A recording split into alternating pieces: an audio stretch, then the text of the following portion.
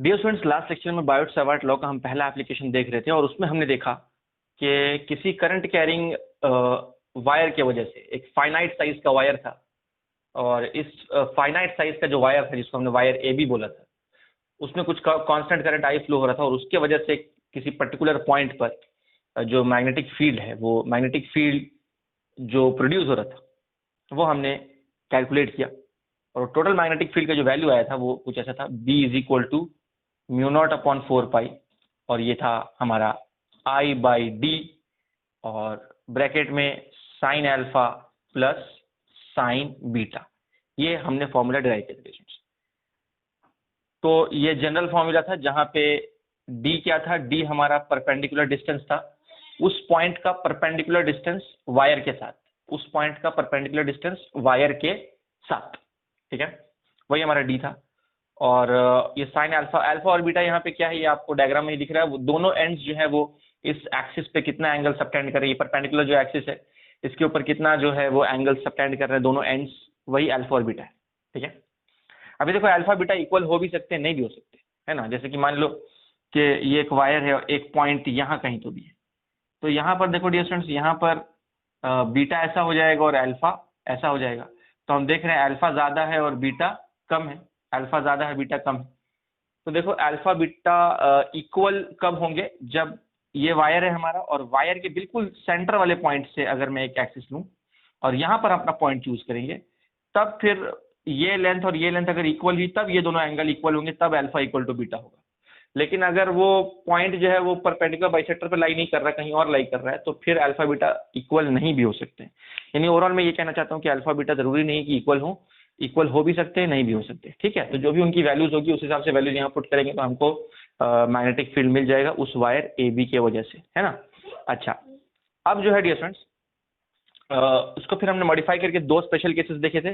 तो एक special case तो हमने देखा था, कौन सा, कि अगर ये इनफाइनाइट साइज का वायर हो जाए, तो अगर ये इनफाइनाइट साइज का वायर हो जाए जिसमें कांस्टेंट करंट आई फ्लो कर रहा है, तो इससे डी दूरी पर अगर कोई पॉइंट हम लेते हैं तो वहां पे जो मैग्नेटिक फील्ड है, हमने इसको भी 90 बोल दिया था, इसको भी 90 बोल दिया था, अल्फा और बीटा दोनों 90 कर दिया था हमने, और वो फॉर्मूला बन गया था म्यू नॉट अपॉन 4 पाई, ये 1 + 1 2 हो गया था और वो हो गया था 2I अपॉन डी, ये फॉर्मूला बन गया था, ठीक है।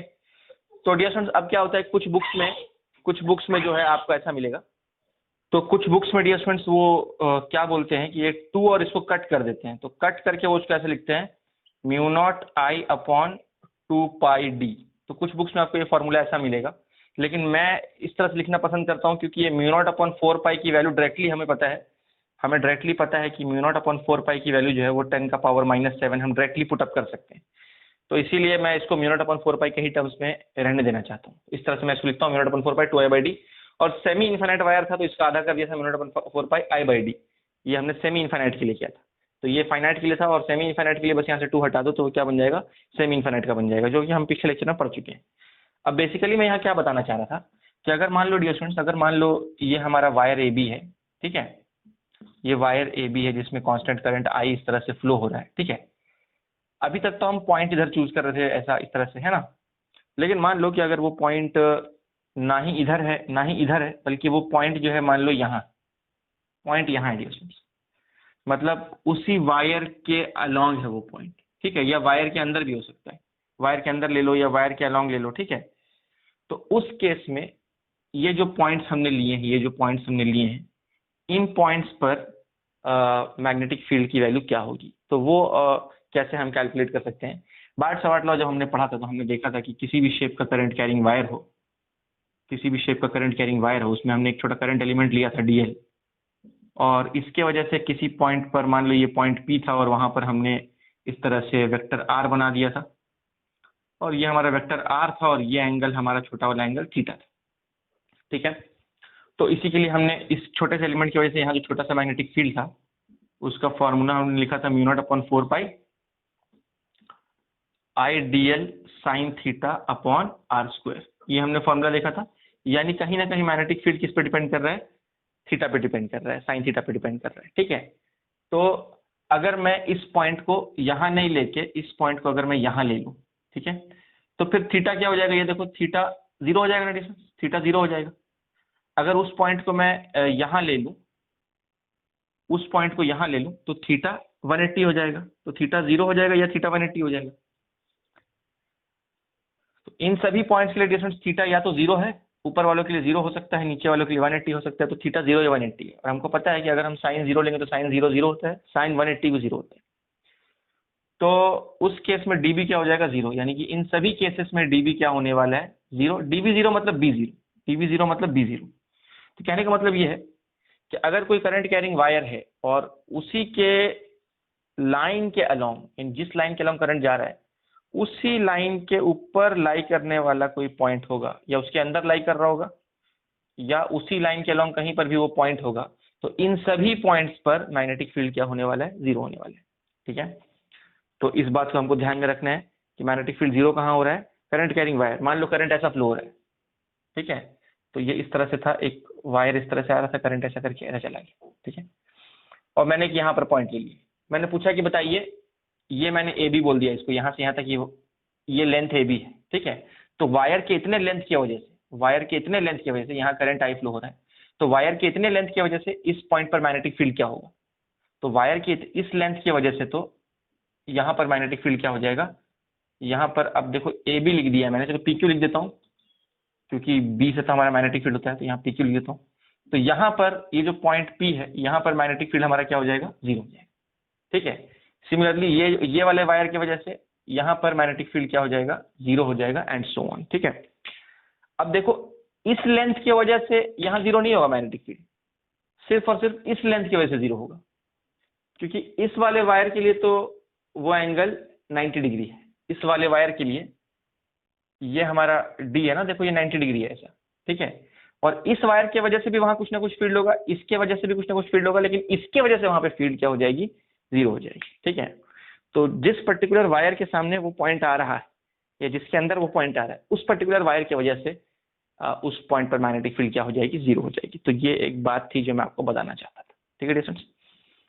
अब जो हम आगे बढ़ते हैं और बायोट-सावर्ट लॉ का अपना अगला एप्लीकेशन देखते हैं, ठीक है। तो यहाँ तक तो ऐसा कुछ कॉपी करने लायक कोई चीज़ नहीं है, फिर भी अगर आप चाहें तो कॉपी कर सकते हैं, और फिर हम बढ़ते हैं बायोट-सावर्ट लॉ के अगले एप्लीकेशन की ओर। तो डियर फ्रेंड्स, अब हम जो है अगला एप्लीकेशन देख रहे हैं बायोट-सावर्ट लॉ का, और वो है magnetic field on the axis of a current carrying loop. एक करंट कैरिंग लूप, हमको पता है करंट कैरिंग लूप एक डाइपोल जैसा बिहेव करता है, और उस करंट कैरिंग लूप जो कि डाइपोल जैसा बिहेव कर रहा है, उसके एक्सिस पर कितना मैग्नेटिक फील्ड का वैल्यू होगा वही हमको कैलकुलेट करना है, ठीक है। तो अब उसके लिए हम क्या कर रहे हैं, एक डायग्राम ड्रॉ करते हैं, करंट कैरिंग लूप हमें लेना पड़ेगा। तो मान लो डियर फ्रेंड्स, ये एक करंट कैरिंग लूप है, ठीक है, और इसमें करंट कुछ इस तरह से फ्लो कर रहा है, ये हमारा करंट इस तरह से फ्लो कर रहा है यहाँ पे, ठीक है। तो ये एंटी क्लॉकवाइज सेंस में हमारा करंट फ्लो कर रहा है, और अब डियर फ्रेंड्स इसका एक्सिस कैसा होगा, तो ये इसका एक्सिस होगा, ठीक है। This will be the axis of the loop. मैं नीचे भी बना सकता हूं, पर फिलहाल बस ऊपर देखते हैं। तो ये कंप्लीट इसका एक्सिस है इस लूप का, ठीक है। इसमें एक कांस्टेंट करंट आई फ्लो हो रहा है, तो यहाँ एक कांस्टेंट करंट आई फ्लो हो रहा है, ठीक है। अब ये जो लूप है, इस लूप का कुछ तो रेडियस होगा, और वो रेडियस को मैं बोलता हूं कैपिटल आर, ठीक है। अब इस लूप के एक्सिस पर कोई तो हम पॉइंट ले रहे हैं, ठीक है। तो मान लो लूप के एक्सिस पर यहाँ पर हमने एक पॉइंट लिया है, और इस पॉइंट पे हम पता लगाना चाहते हैं कि इस पॉइंट पर इस पूरे लूप की वजह से कितना नेट मैग्नेटिक फील्ड एक्ट कर रहा होगा, ठीक है, वो हमें पता लगाना है। तो हम कैसे पता लगा सकते हैं डियर फ्रेंड्स, लेट्स सी। तो पहले तो इस दूरी को हम कुछ बोल देते हैं, हम एक्सिस पे कितना दूर पे जा रहे हैं इसको हम एक्स बोल देते हैं डियर फ्रेंड्स, मान लो, ठीक है। अच्छा, अब यहाँ पे हम एक करंट एलिमेंट कंसिडर करते हैं। तो मान लो हमने एक छोटा सा टुकड़ा लिया इस तरह से, ठीक है, तो ये ऐसा इनटू द प्लेन है, ठीक है। तो क्योंकि करंट ऐसा अंदर जा रहा है इसीलिए डीएल भी अंदर की तरफ है, तो ये हमारा क्या हो गया डीएल हो गया, ठीक है। तो डीएल ऐसा अंदर की तरफ है, और इस पॉइंट पे हमें मैग्नेटिक फील्ड निकालना है। तो डियर फ्रेंड्स, अगर आपको याद हो तो यहाँ जो थीटा है ये किसके किसके बीच का एंगल है, तो इसका वेक्टर फॉर्म मैं आपको याद दिलाता हूँ। इस फॉर्मूला का वेक्टर फॉर्म हमने पढ़ा था, mu naught upon 4 pi I D L cross R upon R के मैग्नीट्यूड का क्यूब, इस तरह से पढ़ा था हमने। तो एक्चुअली ये जो थीटा है, ये किसके किसके बीच का एंगल है? थीटा जो है वो डीएल और आर के बीच का एंगल है, यानी डीएल और आर के बीच का एंगल, या आई डीएल और आर के बीच का एंगल, ठीक है। तो डीएल और आर के बीच का एंगल थीटा है। अब यहाँ थीटा हम कैसे फाइंड आउट कर सकते हैं? डीएल और आर, तो पहले तो हमें स्मॉल आर चाहिए होगा। ये तो कैपिटल आर है, capital R is the radius of the loop, हमें यहाँ स्मॉल आर चाहिए होगा। स्मॉल आर कैसे पता लगा पाएंगे? तो स्मॉल आर के लिए हम क्या करते हैं डिस्टेंस, कि स्मॉल आर के लिए हम ज्वाइन करते हैं डीएल के सेंटर को उस पॉइंट से, डीएल के सेंटर को मैं ज्वाइन कर रहा हूं उस पॉइंट से जिस पॉइंट पे हमें मैग्नेटिक फील्ड निकालना है। तो यही हमारा क्या हो जाएगा? यही हमारा हो जाएगा स्मॉल आर। अच्छा, तो डीएल का एंगल आर के साथ कितना हो गया? तो मैं बोलूंगा कि यहाँ पे जो थीटा है, यहाँ जो थीटा है डियर स्टूडेंट्स, वो हमारा 90 डिग्री। थीटा मतलब angle between DL and R, है ना, angle between DL and R is nothing but 90 degree. अब मैं ऐसा क्यों बोल रहा हूँ कि ये एंगल 90 डिग्री है, तो वो भी मैं आपको समझा देता हूँ dear students. Suppose dear students कि ये हमारा डीएल है, ठीक है, ये हमारा डीएल है और ये हमारा आर, देखो ये आर तो ये डीएल, ठीक है, इस तरह से मैंने इसको लिया है। तो ये हमारा डीएल है और ये हमारा आर है, ठीक है। अब देखो डीएल और आर के बीच का जो एंगल है वो कौन सा एंगल होगा? ये वाला एंगल, डिस्टेंस ये वाला एंगल, और ये एंगल क्या है? 90 डिग्री है। देखो मैं आर को कैसा भी ले लूं, आर को कैसा भी ले लूं, ये आर हमेशा, देखो इसको मैं ऐसा भी लूं, ऐसा भी रखूं, यानी ऐसा रखूं, ऐसा रखूं, तो भी डीएल और आर के बीच का एंगल 90 है। और अगर मैं इसको ऐसा भी कर दूं, अगर मैं इसको ऐसा भी कर दूं, तो भी डीएल और आर के बीच का एंगल, ये एंगल 90 ही ला दे। देखो मैं इसको कैसा भी कर दूं, है ना, इसको मैं कैसा भी कर दूं, डीएल और आर के बीच का एंगल हमेशा क्या रहने वाला है? 90 रहने वाला है ना। ये इस तरह से दिखा रहा हूं मैं आपको। तो डीएल और आर के बीच का एंगल, ये वाला एंगल 90 है, ठीक है। इसीलिए मैंने वहां पे एंगल क्या लिया? डीएल और आर के बीच का एंगल 90 डिग्री। ये देखो ये ऐसा, ये एंगल 90 है, ये एंगल 90 है, ठीक है। तो उम्मीद आपको ये एंगल समझ में आ रहा है। यही सबसे पूरे डेरिवेशन का सबसे इंपॉर्टेंट पार्ट यही एंगल है डियर स्टूडेंट्स। अगर ये आपको समझ गया तो फिर आगे तो बहुत आसान चीजें आने वाली, ठीक है। तो जैसा कि मैंने आपको बताया कि डीएल और आर के बीच एंगल 90 आ गया।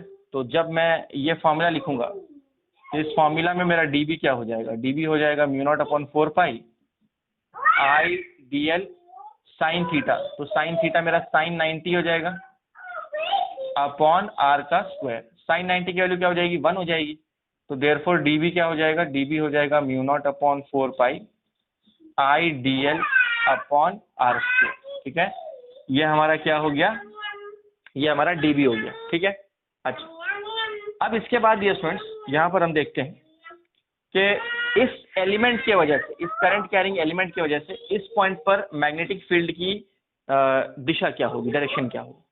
तो डायरेक्शन पता लगाने के लिए हम क्या करते हैं? हम करते हैं डीएल क्रॉस आर, यानी आई डीएल क्रॉस आर। तो आई डीएल के अलॉन्ग फिंगर्स, ये जो पहला वेक्टर है उसके अलॉन्ग फिंगर्स, तो आई डीएल के अलॉन्ग फिंगर्स और आर की तरफ मेरा पाम है। देखो आर ऐसा है ना, तो आई डीएल के अलॉन्ग फिंगर्स और आर की तरफ मेरा पाम है, ठीक है। My palm is towards R and fingers are towards I DL, ठीक है। तो आई डीएल क्रॉस आर, थोड़ा सा मैं बस अपने हाथ को स्लाइड करता हूं क्योंकि हमें इस पॉइंट पर निकालना है मैग्नेटिक फील्ड, और फिर मैं फिंगर्स कर्ल करता हूं तो मैग्नेटिक फील्ड कैसा होगा? ऐसा होगा। यानी जो मैग्नेटिक फील्ड इस पॉइंट पे आएगा वो मैग्नेटिक फील्ड इस तरह से होगा, कुछ ऐसा, ठीक है। और इसी को मैं बोल रहा हूं डीबी। यानी ये जो डीबी की दिशा है, ये डीबी की दिशा कैसे आई? आई डीएल क्रॉस आर करके आई, जो कि इस आर के क्या होगा? परपेंडिकुलर होगा। बात समझ में आ रही है? तो ये देखो आई डीएल के लॉन्ग फिंगर्स, देखो ये आई डीएल के लॉन्ग फिंगर्स और ये आर की तरफ पाम, आई डीएल के लॉन्ग फिंगर्स आर की तरफ पाम, स्लाइड करके आगे लेके गए क्रॉस किया और ये ऐसा हो गया, ठीक है, तो ये आर के परपेंडिकुलर आ गया, ठीक है।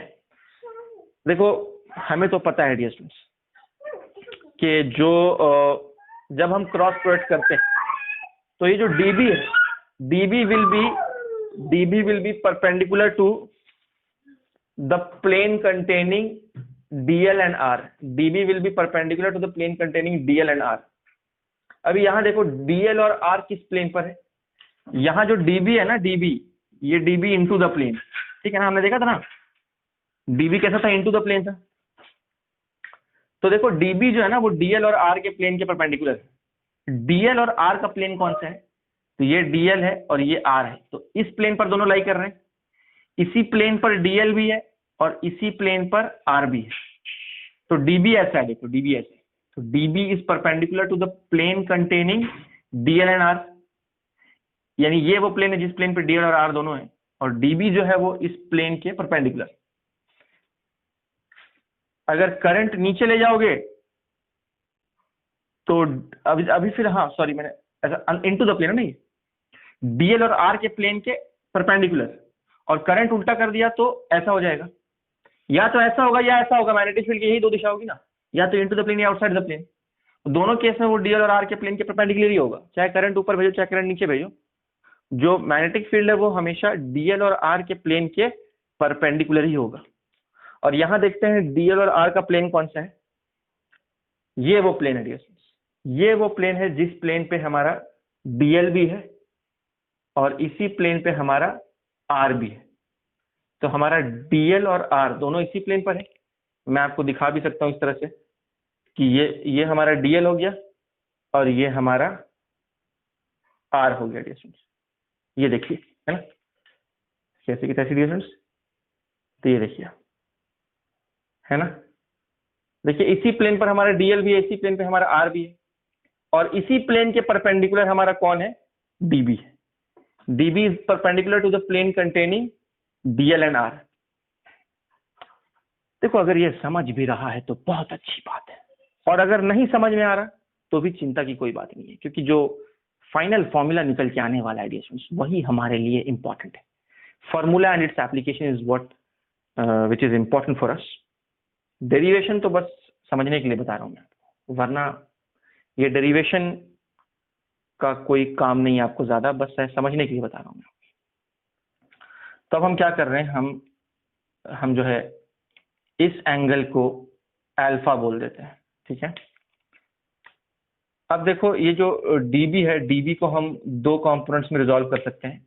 तो dB का एक कंपोनेंट कुछ ऐसा हो जाएगा इस तरह से, और dB का दूसरा कंपोनेंट कुछ ऐसा हो जाएगा, ठीक है। तो इस तरह से हमने dB को दो कंपोनेंट्स में रिजॉल्व कर दिया। अब देखो ये एंगल अल्फा है, तो ये 90 माइनस अल्फा, और ये अल्टीमेटली क्या हो जाएगा, अल्फा हो जाएगा। ध्यान से देखेंगे डिस्टेंस, अगर ये अल्फा है तो ये 90 minus alpha, alpha 90 minus alpha, इस तरह से होता है ना, तो ये अल्फा हो जाएगा। तो ये वाला कंपोनेंट क्या हो जाएगा, ये हो जाएगा dB cos अल्फा, और ये हो जाएगा dB sin अल्फा, ठीक है। तो ये तो एक एलिमेंट की वजह से हुआ है मामला। अगर हम इसके डायमेट्रिकली ऑपोजिट वाला एलिमेंट लें, तो इसके डायमेट्रिकली ऑपोजिट एलिमेंट लिया, करंट ऐसा बाहर की तरफ आ रहा, तो हमारा DL ऐसा बाहर की तरफ, ठीक है। तो इस बार जो है हमारा R कैसा होगा, इस बार हमारा R कुछ ऐसा होगा डिस्टेंस, ये हमारा R होगा, ठीक है, ये हमारा R होगा।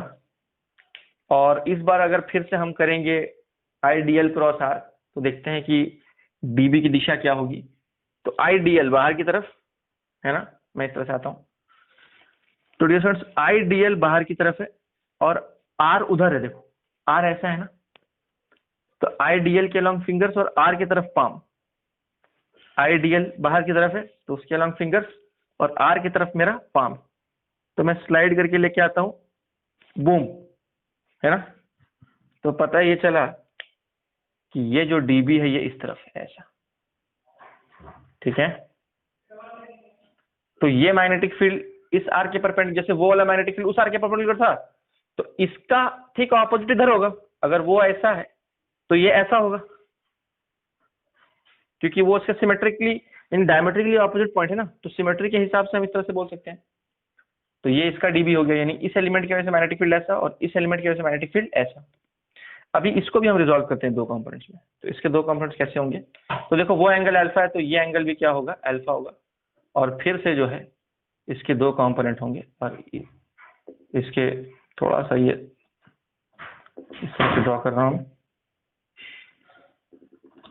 इसके भी दो कंपोनेंट्स होंगे डियर स्टूडेंट्स। ये एंगल अल्फा है तो ये 90 माइनस अल्फा और ये अल्फा हो जाएगा। और फिर से मैं बोल पाऊंगा कि ये हमारा हो जाएगा डीबी कॉस अल्फा और ऊपर फिर से डीबी साइन अल्फा, ठीक है, यानी एक और डीबी साइन अल्फा आ जाएगा वहां, ठीक है। अब देखो डीबी कॉस अल्फा क्या हो जाएंगे, कैंसिल आउट हो जाएंगे। और सभी एलिमेंट्स, ये हमने दो एलिमेंट्स लिए हैं, ऐसे और बहुत सारे एलिमेंट्स होंगे, और हर एलिमेंट का डीबी कॉस अल्फा उसके डायमेट्रिकली ऑपोजिट वाले डीबी कॉस अल्फा से कैंसिल आउट हो जाएगा। यानी सारे डीबी कॉस अल्फा एक दूसरे को कैंसिल आउट कर देंगे। यानी इसका ऑपोजिट वो होगा, उसका ऑपोजिट ये होगा, उसका ऑपोजिट ये होगा, तो सारे डीबी कॉस अल्फा एक दूसरे को कैंसिल आउट कर देंगे इस प्लेन पर, ठीक है। और सारे डीबी साइन अल्फा आपस में ऐड हो जाएंगे, यानी सारे डीबी साइन अल्फा को हम क्या कर देंगे, इंटीग्रेट कर देंगे। तो अल्टीमेटली जो नेट मैग्नेटिक फील्ड है, मैं यहां लिखता हूं, जो नेट मैग्नेटिक फील्ड होने वाला है वो एक्चुअली होने वाला है integration of all the dB sine alpha. सारे डीबी साइन अल्फा को इंटीग्रेट करो तो तुमको total magnetic field, net magnetic field मिल जाएगा, ठीक है। अब यहाँ जो डीबी की वैल्यू है वो हम वहां से सब्स्टिट्यूट कर सकते हैं। अगर इसको हम इक्वेशन नंबर 1 बोल दें तो 1 की वैल्यू यहाँ हम सब्स्टिट्यूट कर सकते हैं। तो सब्स्टिट्यूट करने के बाद ये क्या मिलेगा, लेट्स सी। तो ये कुछ इस तरह से हो जाएगा, ये हो जाएगा इंटीग्रेशन डीबी यानी mu naught upon 4 pi I D L upon R square into sine alpha. अब देखो साइन अल्फा की वैल्यू यहाँ से हम क्या बोल सकते हैं, अगर ये राइट एंगल ट्राइंगल हम देखें, ये राइट एंगल ट्राइंगल, तो ऐसा साइन अल्फा क्या होगा, परपेंडिकुलर अपॉन हाइपो यानी opposite upon hypotenuse which is capital R upon small R. तो ये साइन अल्फा की वैल्यू मैंने सब्स्टिट्यूट कर दी यहाँ, ठीक है। अब डियर स्टूडेंट्स इसको थोड़ा सा रीअरेंज करते हैं और जो कांस्टेंट चीजें हैं उसको बाहर निकालते हैं, ठीक है। तो इसके आगे हम क्या लिख पाएंगे, इसके आगे हम चलते हैं और हम बोल पाएंगे कि जो नेट मैग्नेटिक फील्ड है, म्यू नॉट बाहर हो गया, 4 पाई बाहर हो गया क्योंकि ये सब कांस्टेंट है। करंट आई भी कांस्टेंट है तो करंट आई भी बाहर हो जाएगी, ठीक है। अच्छा, अब देखो नीचे आर क्यूब हो गया है, ठीक है, और हम चाहें तो इस आर क्यूब को बाहर निकाल सकते हैं। तो नीचे आर क्यूब भी बाहर निकल गया, ठीक है। और कैपिटल आर भी कांस्टेंट है तो वो भी बाहर निकल गया, और अंदर सिर्फ और सिर्फ बचा इंटीग्रेशन ऑफ डीएल। ध्यान से देखेंगे डियर स्टूडेंट्स। अच्छा, मैंने आर क्यूब को क्यों बाहर निकाल दिया, देखो small R is also constant in this case. Why so, क्योंकि तुम कोई भी एलिमेंट ले लो, इस पूरे लूप के ऊपर कोई भी एलिमेंट ले लो, सभी एलिमेंट्स की दूरी, उस पॉइंट की दूरी सभी एलिमेंट्स से क्या है, स्मॉल आर ही होगी। देखो इसका भी स्मॉल आर, इस एलिमेंट के लिए भी स्मॉल आर, उस एलिमेंट के लिए भी स्मॉल आर, सभी एलिमेंट्स के लिए वो दूरी यही होने वाली है, स्मॉल आर। तो दिस दूरी is fixed for all the elements, इसीलिए स्मॉल आर कांस्टेंट मान के हमने उसका क्यूब जो है वो कांस्टेंट मान के बाहर निकाल लिया। कैपिटल आर तो लूप का रेडियस है और ये भी फिक्स है तो वो भी कांस्टेंट है, बाहर निकाल दिए। सिर्फ डीएल अंदर बचेगा, और डीएल का इंटीग्रेशन क्या हो जाएगा डिस्टेंस, डीएल का इंटीग्रेशन जब हम करेंगे, डीएल मतलब ये एलिमेंट लूप के ऊपर का एलिमेंट है, तो इसको इंटीग्रेट करेंगे तो 2 पाई आर हो जाएगा। डीएल का इंटीग्रेशन क्या हो जाएगा, इसको क्लोज इंटीग्रल भी बोल सकते हैं क्योंकि वो एक क्लोज लूप है। तो अल्टीमेटली वो क्या हो जाएगा, वो हो जाएगा mu naught upon 4 pi mu naught I upon 4 pi, ठीक है, into capital R upon small R का क्यूब, और ये हो जाएगा 2 पाई आर डीएल का इंटीग्रेशन, ठीक है। बहुत अच्छी बात है। और अब यहां पर से हम क्या बोल सकते हैं, इसको एक स्टेप और आगे ले चलते हैं। तो ये हो जाएगा mu naught upon 4 pi 2 pi into I, 2 pi into I R square upon R cube, इस तरह से लिख रहा हूं मैं। अब यहां पर हम ये स्मॉल आर क्यूब जो है इसको हम सब्स्टिट्यूट करेंगे। तो इसको कैसे सब्स्टिट्यूट करेंगे वो मैं आपको बताता हूँ। तो इसको सब्स्टिट्यूट करने के लिए हम क्या कर रहे हैं कि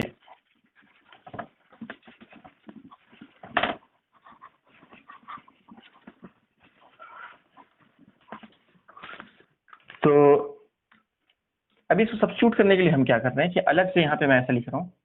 देखो अगर हम पाइथागोरस थ्योरम लगाएं तो हम स्मॉल आर को क्या बोल सकते हैं, इसका स्क्वायर प्लस इसका स्क्वायर रूट अंडर, यानी स्मॉल आर को हम बोल सकते हैं रूट अंडर एक्स का स्क्वायर प्लस आर का स्क्वायर, ऐसा बोल सकते हैं। अब इसको ऐसा लिखो या ऐसा लिखो, R is equal to X square plus R square whole का पावर 1/2, ऐसा भी लिख सकते हैं इसको बाय यूजिंग पाइथागोरस थ्योरम। अब हम क्या कर सकते हैं, देखो हमको आर क्यूब चाहिए, तो आर क्यूब के लिए क्यूब लगा दो बोथ द साइड्स, तो taking cube on both the sides ये हो जाएगा X square plus R square whole का पावर 3/2 हो जाएगा। देखो 3 मल्टीप्लाई हो जाएगा यहाँ आके, तो यानी आर क्यूब की वैल्यू ये हम सब्स्टिट्यूट कर सकते हैं। इसको अगर हम इक्वेशन नंबर 2 बोल दें और इसको अगर हम बोल दें इक्वेशन नंबर 3, तो पुटिंग 2 इन 3, 2 को 3 में हम पुट कर सकते हैं। तो अगर मैं बोलूं 2 इन 3, 2 को 3 में पुट किया तो उसके बाद क्या होगा, लेट्स सी, तो b हो जाएगा हमारा mu naught upon 4 pi 2 pi आई, ये देखो mu naught upon 4 pi 2 pi आई, ऊपर कैपिटल आर स्क्वायर ही रहने दो, और नीचे क्या हो जाएगा X square plus R square whole का पावर 3/2। तो that's it, this is our final formula. अब देखो कुछ बुक्स में क्या करते हैं कि ये 2 पाई और ये 4 पाई को कैंसिल आउट कर देते हैं, ठीक है, कुछ बुक्स में इसको कैंसिल आउट करके लिखते हैं, पर मैं ऐसा लिखना पसंद करता हूँ, mu naught upon 4 pi 2 pi I R square upon X square plus R square का होल का पावर 3/2, मैं इस तरह से लिखना पसंद करता हूँ, ठीक है। अब ये जो फॉर्मूला है इसके कुछ स्पेशल केसेस भी हैं। ये फॉर्मूला किसके लिए आया, इस एक्सिस के ऊपर सेंटर से, सेंटर को मैं एक नाम दे देता हूं ओ, ठीक है, तो सेंटर से x दूरी पर, सेंटर से x दूरी पर एक पॉइंट था अलोंग द एक्सिस, तो इस एक्सिस के अलोंग एक पॉइंट था और वहां पर हमने नेट मैग्नेटिक फील्ड निकाला उस पूरे करंट कैरिंग लूप की वजह से, जिसकी वैल्यू इतनी आ गई है x दूरी पर वो पॉइंट, ठीक है। एक और प्यारी बात ये पता चली कि देखो ऊपर में करंट कैसा फ्लो कर रहा है, एंटी क्लॉक, एंटी क्लॉक मतलब ऊपर कौन सा पोल बन रहा होगा, नॉर्थ पोल। आपको याद दिला दो माय डियर स्टूडेंट्स कि एंटी क्लॉकवाइज अगर करंट फ्लो कर रहा है तो मतलब वहां पोल कौन सा है, नॉर्थ पोल है, यानी जो ऊपर वाला फेस है, ऊपर वाला फेस नॉर्थ पोल है, तो फील्ड लाइंस नॉर्थ से निकलती है ना इस तरह से, तो नॉर्थ से निकल के नीचे साउथ से एंटर होती है, नॉर्थ से निकल के साउथ से एंटर होती है, तो क्योंकि नॉर्थ से ऐसा निकल रही है इसीलिए देखो नेट फील्ड की दिशा किधर आई, ये सब कैंसिल हो गया ना, नेट फील्ड किधर आई, उधर आई ना, नेट फील्ड उधर है ना। हाँ डियर स्टूडेंट्स, तो याद रखो कि अगर कोई करंट कैरिंग लूप मैं इस तरह से लेता हूं तो ये वाले पॉइंट पे अगर मान लो करंट एंटी क्लॉकवाइज फ्लो कर रहा है इस ऊपर से, तो यहां पर नेट फील्ड की दिशा ऊपर की तरफ होगी, और नीचे वाले पॉइंट पर यानी इसी एक्सिस पर, इसी एक्सिस के किसी नीचे वाले पॉइंट पर मैग्नेटिक फील्ड की दिशा ऊपर की तरफ होगी। क्यों ऐसा बोल रहा हूं मैं, क्योंकि देखो फील्ड लाइंस ऐसे निकल के ऐसे जा रही है ना, तो ऊपर वाले पॉइंट पर फील्ड लाइन ऊपर होगी और नीचे वाले पॉइंट पर नेट फील्ड अंदर की तरफ होगी। समझ आ रही डिस्टेंस, इसी लूप को ना ऐसा भी ड्रॉ किया जा सकता है, ये इस तरह से, ये ऐसा इधर नॉर्थ पोल है, ठीक है। तो ये फील्ड लाइंस कैसे होती है, फील्ड लाइंस ऐसी होती है ना, नॉर्थ से गई साउथ को वापस आई, तो अगर हम एक्सिस की बात करें तो ये एक्सिस हो गया, इस एक्सिस पर यहाँ पर फील्ड लाइन उधर है और यहाँ पर फील्ड लाइन इधर है, यहाँ बाहर की तरफ यहाँ अंदर की तरफ, ठीक है, क्योंकि पीछे साउथ है और आगे नॉर्थ है। तो उम्मीद है कि आपको बात समझ में आ रही होगी अल्टीमेटली क्या हो रहा है यहाँ पे, तो इस तरह की बात है। और आप यहाँ तक कॉपी कर लें, ये जनरल फॉर्मूला आ गया। अब इस जनरल फॉर्मूला के मदद से हम कुछ स्पेशल केसेस भी देखेंगे, पर पहले आप यहाँ तक कॉपी करें। तो डियर फ्रेंड्स, पहला स्पेशल केस हम देख रहे हैं। पहला स्पेशल केस है magnetic field at the centre of the loop, at the centre of the loop. देखो लूप के सेंटर की जब हम बात कर रहे हैं तो सेंटर मतलब कि x की वैल्यू क्या होनी चाहिए, 0। देखो सेंटर पे अगर हम पॉइंट लें, मतलब इस वाले पॉइंट को हम यहाँ ले लें, तो x क्या हो जाएगा, x हो जाएगा 0, ठीक है। तो हम क्या कर सकते हैं, इस फॉर्मूला में हम x 0 पुट कर सकते हैं। ये हमारा जनरल फॉर्मूला था स्टूडेंट्स। तो अगर हम यहाँ x 0 पुट करेंगे तो आओ देखते हैं क्या होगा। ठीक है, तो अगर हम x 0 पुट कर दें तो मैं यहाँ लिख रहा हूँ, तो b हमारा हो जाएगा mu naught upon 4 pi 2 pi i, और ये हो जाएगा r स्क्वायर। नीचे क्या होगा, देखो इसको 0 पुट कर दो, इसको 0 पुट करते ही क्या होगा, ये 2 और ये 2 कैंसिल हो जाएगा, यानी नीचे r क्यूब बचेगा। ठीक है, और अल्टीमेटली ये पूरा का पूरा r स्क्वायर कट जाएगा और नीचे सिर्फ एक कैपिटल R बचेगा।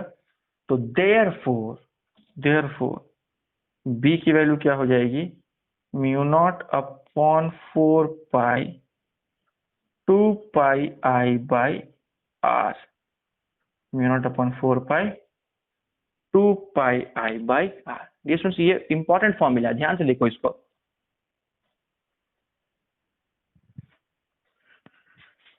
तो इसको ध्यान से देखेंगे dear students, mu naught upon 4 pi 2 pi i by r। और ना ये इसको याद रखना बड़ा ही आसान है, मैं आपको बताता हूँ कैसे। देखो इनफाइनाइटली लॉन्ग वायर देखा था हमने, इनफाइनाइटली लॉन्ग वायर जिसमें कांस्टेंट करंट I फ्लो हो रहा था, तो उससे d दूरी पर जो पॉइंट था, उस पॉइंट पे मैग्नेटिक फील्ड हमें निकालना था। तो ये जो मैग्नेटिक फील्ड हमें निकालना था, इसकी वैल्यू क्या आई थी, इसकी वैल्यू आई थी b is equal to mu naught upon 4 pi 2 i by D. ठीक है, 2 i बाई डी। अभी इस फॉर्मूला को कंपेयर करो इस फॉर्मूला से, mu naught upon 4 pi 2 pi i by r। ठीक है, दोनों में काफी समानता है। देखो यहाँ पर बस यहाँ पर d है ये वाली दूरी, और यहाँ पर r है ये वाली दूरी। ठीक है, रेडियस, और बस यहाँ पे एक पाई एक्स्ट्रा है। पाई क्यों आ गया, क्योंकि वो सर्कल है ना, सर्कल है इसीलिए। तो सर्कल का सर्कमफ्रेंस क्या होता है, 2 पाई r होता है, तो उसी के लिए वो पाई आ गया। ठीक है, और ये स्ट्रेट वायर है इसीलिए यहाँ पे पाई नहीं है। ठीक है, तो इस तरह से आप याद रख सकते हैं स्टूडेंट्स। तो कुछ बुक्स में क्या करते हैं कि यहाँ पे ये कट करके लिख देते हैं, ये इसको काट दिया जाए ना अगर, तो इसको ऐसा भी लिखा जा सकता है, mu naught I upon 2r। इसको ऐसा भी लिखा जाता है डीएस में सिंप्लीफाई करके, पर मुझे ये रूप उतना पसंद नहीं है, मैं ऐसे ही लिखना पसंद करता हूँ। तो ये लूप के लिए हो गया, लूप के सेंटर पे mu naught upon 4 pi 2 pi i by r। ठीक है, इसको बी सेंटर, छोटा सा यहाँ पे सेंटर भी लिख सकते हैं, B centre is nothing but mu naught upon 4 pi 2 pi i by r, और ये है mu naught upon 4 pi 2 i by d। ठीक है, तो एक तो स्पेशल केस ये हो गया। अब दूसरा स्पेशल केस देखते हैं, दूसरा स्पेशल केस क्या है। तो दूसरा स्पेशल केस है magnetic field at a far away point on the axis of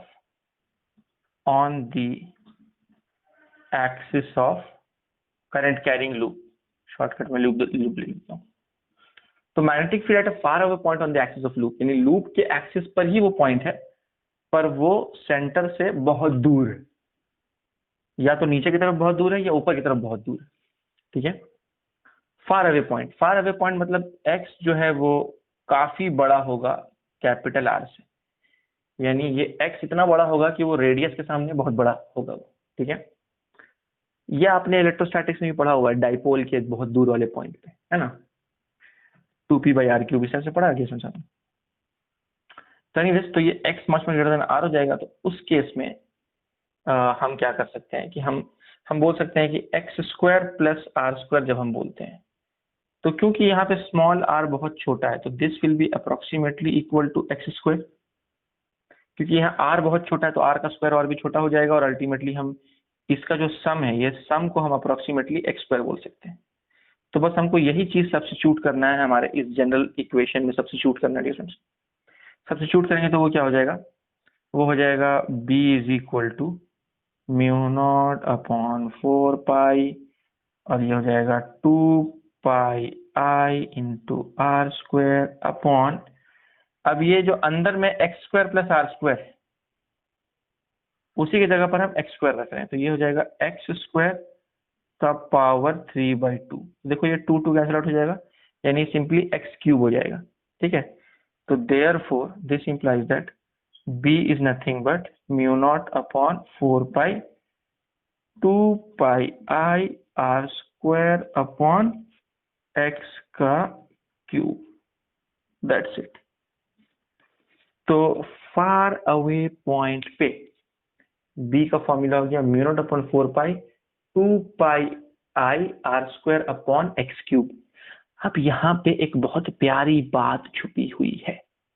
वो प्यारी बात क्या है डियर स्टूडेंट्स, आपको याद होगा कि जब हमने करंट कैरिंग लूप का, ये करंट कैरिंग लूप जो है इसका मैग्नेटिक मोमेंट के बारे में हमने पढ़ा था।